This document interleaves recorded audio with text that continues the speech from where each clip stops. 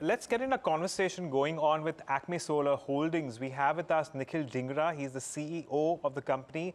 And in the latest, we've had yet another bunch of orders coming through for the company. So always a positive when it comes to, companies like Acme.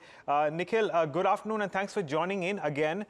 Pleasure talking to you. Good afternoon. Can you tell us the latest around the orders that you have won here at the moment and the kind of execution on this particular order, the timelines that you are working with, as well as the kind of contribution it can start going in at some point in time later on in your consolidated numbers? Sure. Thank you. So the orders, we have been winning orders in the last year, and primarily in the firm and dispatchable renewable energy and the hybrid space, where the most of the focus of the new orders have been. So the order we have won yesterday is with NHPC. It builds on to the already sizable project we have already with NHPC. NHPC has already signed PSA for a 680 megawatt win we already did with them some time back. So this adds on to that. So 250 megawatt order, wherein we need to give 4 hours of peak power spread 2 periods of 2 hours each in morning and evening. It will require us to put up a large solar plant, a small wind plant, and a large battery mix. And it will help the customer get the peak power like they get in a thermal. So it really addresses the pain point of peak power for the customer, and at a very attractive price as compared to the thermal power.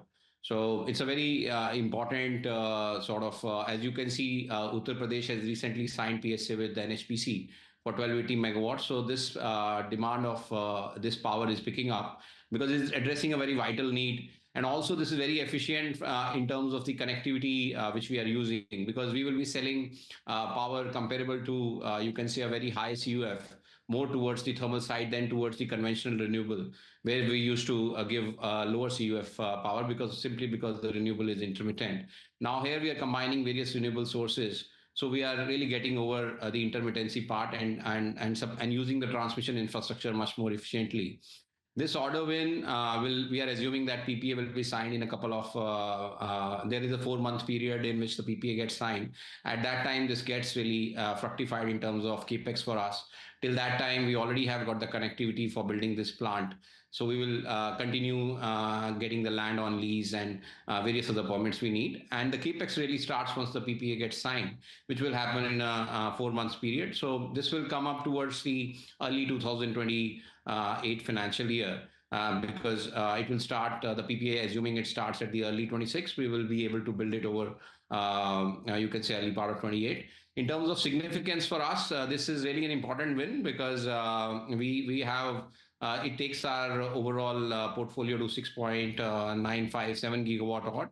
And of course, it helps us plan our future capex in advance because this is a client which has been delivering for us in terms of the PPA signings and of course in terms of the quality of the off-taker, because in this business we are supplying power for 25 years to an off-taker, so the quality of the off-taker is very important, and NHPC is as good as it gets in terms of the counterparty quality. So it's a very important win, and it's a very important part of our capex mix. You can say it constitutes you can roughly around 4 to 5% of our upcoming pipeline. Okay, so speaking of upcoming pipeline, can you also give us an idea on the kind of capacity addition that you are making and what's in store for the balance of this financial year? Yes, so in terms of this business, a lot happens in the H2 of financial year. Because there are yearly targets which each of these REIAs which offer us projects do. So they last year did around 50 plus gigawatt of bidding. So this year also we are expecting quite a lot of bids coming in. We have won a sizable quantity of bids in the H1, and of course we have won this bid also.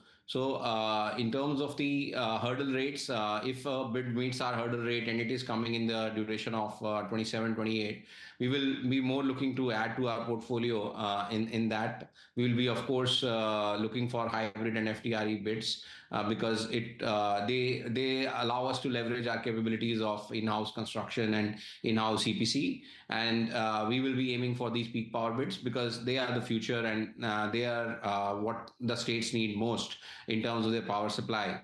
Because it allows the renewable to function like a normal base load power. So we are aiming more for these tender, and as the hurdle rate meets, we could add on to our portfolio. I will not be able to give you specific numbers, but of course, we can add in small numbers like we did yesterday. So these kind of small steps, you can say, but they are tangible, Sure. but not a very dramatic addition. Sure, sure. And, you know, Nikhil, we about a few days ago we did talk about your capital expenditure, and with all the projects that are in the pipeline, your requirement for funds. So, based on that, is there any change at the moment? Can you reiterate what capex you have already earmarked for the projects which are in store, and is there a possibility that you may seek to raise more funds with the kind of traction that you are expecting in order flows? Right. So in terms of the capex needs, like I said, this only adds 3 to 4% to our pipeline. So it's not a very substantial addition in terms of the capex requirements. Of course, and the other bit is that it comes in the financial year 28. So it allows us to generate accruals from the period from now till then. So what we are doing now is adding only what we can do through accruals, and adding in the period which is coming from 27 to 28. In terms of the capex, we are funded through our capital raise we have done through IPO, through our cash flows from accruals, and also through our securitization proceeds. These are 3, 4 sources, and we do have some bit of construction profits or cost savings in the construction. So we don't think that this addition and the addition we plan to do in this financial year will require us to raise primary capital to meet these requirements. All right, Nikhil, we'll leave it at that. Thank you so much for joining us and giving us more color on the latest in terms of your order flow. We look forward to speaking with you again in the future.